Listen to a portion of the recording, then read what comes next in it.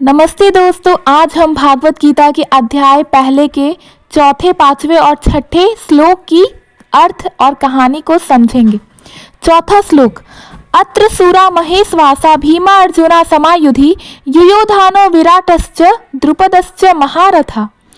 इस श्लोक का अर्थ है, कुरुक्षेत्र के युद्ध भूमि में पांडवों की सेना अपनी जगह पर पूरी तरह संगठित और आत्मविश्वास से भरी हुई थी। दुर्योधन अपनी चालाकी और राजनीति के साथ गुरु द्रोणाचार्य को पांडवों की शक्ति और योद्धाओं के बारे में बताने में लगा हुआ था।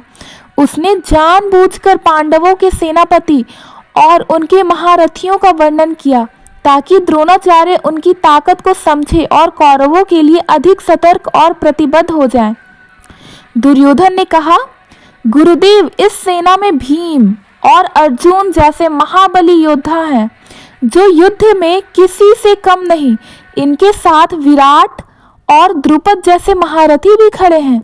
ये सभी सूरवीर हैं और युद्ध में महान धनुर्धर हैं। दुर्योधन जानता था कि इन योद्धाओं का वर्णन करके वह अपने गुरु को पांडवों की सेना की ताकत का भान करवा सकता है।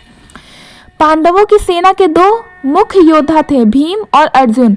भीम बलशाली और अद्भुत पराक्रमी था।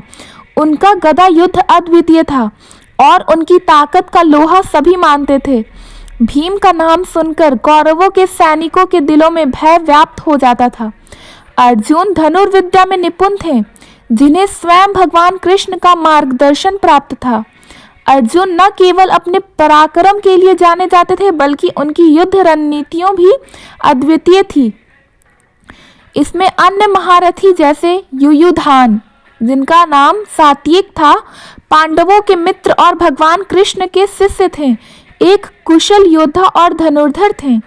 विराट मत्स्य देश के राजा थे, जिनके सैन्य कौशल ने पांडवों की सेना को और अधिक सशक्त बनाया था। द्रुपद, राजा द्रुपद, जो द्रोणाचार्य के पुराने मित्र थे और अब शत्रु बन गए थे। उनकी उपस्थिति न द्रोण के मन में अतीत की यादें ताजा कर रही थी। द्रुपद द्रौपदी के पिताजी थे। दुर्योधन ने पांडवों की सेना की तारीफ करते हुए छुपे तौर पर गुरु द्रोण को यह याद दिलाने की कोशिश की कि उनके पुराने संबंध अब इस युद्ध में आड़े नहीं आ सकते। दुर्योधन ने अपने शब्दों से द्रोणाचार्य को मानसिक रूप से प्रभावित करने की पूरी कोशिश की। द्रोणाचार्य ने पांडवों की योद्धाओं की शक्ति को स्वीकार किया, लेकिन वह अपने कर्तव्य से विचलित नहीं हुए। उन्होंने ठान लिया कि वह कौरवों की सेना के साथ पूरी निष्ठा से युद्ध करेंगे, चाहे परिस्थिति कैसी भी हो। यह श्लोक हमें यह सिखाता है कि सच्चा योद्धा अपनी रणनीति और कर्तव्य के प्रति समर्पित रहता है। पांडवों की सेना धर्म का प्रतीक थी और उनके योद्धा केवल शारीरिक शक्ति में नहीं, बल्कि मानसिक और आध्यात्मिक शक्ति में भी अद्वितीय थे। पांचवा श्लोक।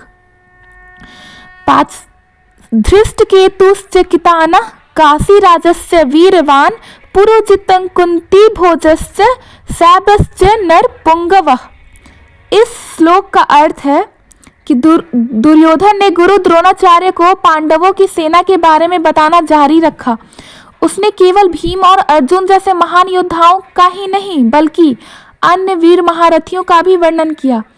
यह वर्णन न केवल उनके कौशल को दिखाने के लिए था, बल्कि गुरु द्रोण को मनोवैज्ञानिक रूप से प्रभावित करने के लिए भी था। दुर्योधन ने कहा, गुरुदेव, इस सेना में और भी कई महाबली योद्धा हैं। धृष्टकेतु, चेकितान और वीर काशीराज जैसे महान योद्धा इस युद्ध में खड़े हैं। इनके साथ पुरोजित, कुंतीभोज और सैभ जैसे नरपुंगव भी हैं। दुर्योधन के इस शब्दों ने पांडवों की सेना की शक्ति और रणनीतिक विस्तार का पता चलता है। धृष्टकेतु चेदी देश के राजा थे। वह वीरता और कौशल में अद्वितीय थे। उनके पास बड़ी सेना थी और वह पांडवों के लिए समर्पित थे।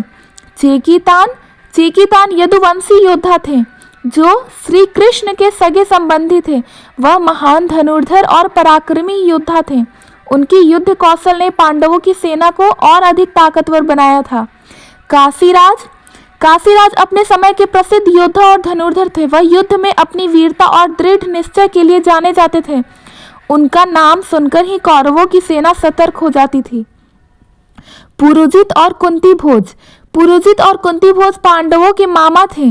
दोनों वीर योद्धा और कुशल सेनापति थे। उनकी उपस्थिति ने पांडवों की सेना को मजबूत बनाया। सैब्य। सैब्य एक बुजुर्ग और अनुभवी योद्धा थे। उनकी युद्ध नीति और अनुभव पांडवों के लिए एक अनमोल संपत्ति थी। वह धर्म के प्रति निष्ठावान थे और इस युद्ध को अधर्म के खिलाफ एक धर्म युद्ध मानते थे। दुर्योधन ने गुरु द्रोण को यह दिखाने की कोशिश की कि पांडवों की सेना न केवल शक्तिशाली है बल्कि उसमें हर वर्ग की योद्धा है, युवा, बुजुर्ग, अनुभवी और पराक्रमी। दुर्योधन जानता था कि उसके गुरु के मन में यह विचार आएगा कि पांडवों की सेना से निपटना इतना आसान नहीं होगा। वह गुरु को कौरवों के प्रति अधिक प्रतिबद्ध बनाना चाहते थे। इस श्लोक का हमें यह अर्थ समझ में आता है कि एक सेना या एक टीम की ताकत केवल उसकी संख्या में नहीं बल्कि उसके योद्धाओं के कौशल, अनुभव और निष्ठा में होती है। छठा श्लोक। युधामनुश्च विक्रांत युत्तमौजस्य वीरवान सौभाद्रो द्रौपदश्च सर्व एव महारथा। इस श्लोक का अर्थ है, कुरुक्षेत्र के युद्ध में पांडवों की सेना के वीर योद्धा पूरे मनोबल और साहस के साथ खड़े थे। दुर्योधन अपनी चालाकी और कूटनीति के माध्यम से गुरु द्रोणाचार्य को यह बताने का प्रयास कर रहा था कि पांडवों की सेना केवल विशाल नहीं है बल्कि उसमें महारथियों की भरमार है।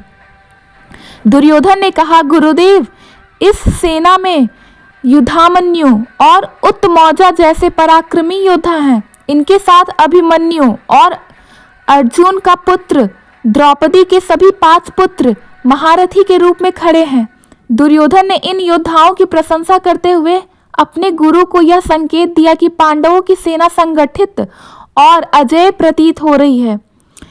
युधामन्यु पांडव सेना के सबसे साहसी योद्धाओं में से एक थे। उनकी वीरता और युद्ध कौशल से पांडवों की सेना को शक्ति मिली। उत्तमौजा भी एक पराक्रमी योद्धा थे। वह न केवल अपनी ताकत के लिए जाने जाते थे बल्कि सेना की रक्षा में उनकी भूमिका महत्वपूर्ण थी। अभिमन्यु अर्जुन के पुत्र थे और सुभद्रा जी के भी। अपने युवावस्था में ही एक महान योद्धा के रूप में उभरे। वह चक्रव्यूह तोड़ने की कला में निपुण थे जिसे उन्होंने अपनी माता के गर्भ में ही सीखा था। अभिमन्यु की उपस्थिति न पांडवों की सेना को आत्मविश्वास और प्रेरणा दी।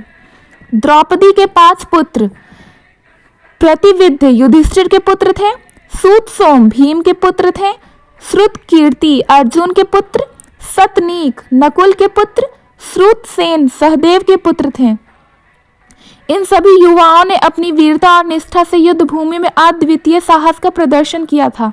दुर्योधन ने इन योद्धाओं का उल्लेख करके गुरु द्रोण को यह जताने की कोशिश की कि पांडवों की सेना में हर आयु और हर पीढ़ी के योद्धा हैं। उनकी ताकत और रणनीति अजेय है। गुरु द्रोण, जो एक महान योद्धा और शिक्षक थे, जानते थे कि यह युद्ध धर्म और अधर्म के बीच का संघर्ष है। उन्होंने अपने मन को स्थिर रखा और तय किया कि वह अपनी ओर से पूरा प्रयास करेंगे, चाहे परिणाम कुछ भी हो। यह श्लोक हमें यह सिखाता है कि संगठित और विविध सेना में हर योद्धा का अपना महत्व होता है। पांडवों की सेना में अनुभव, युवा जोश और निष्ठा का अद्भुत समावेश था जो उनकी ताकत को कई गुना बढ़ा रहा था। धन्यवाद।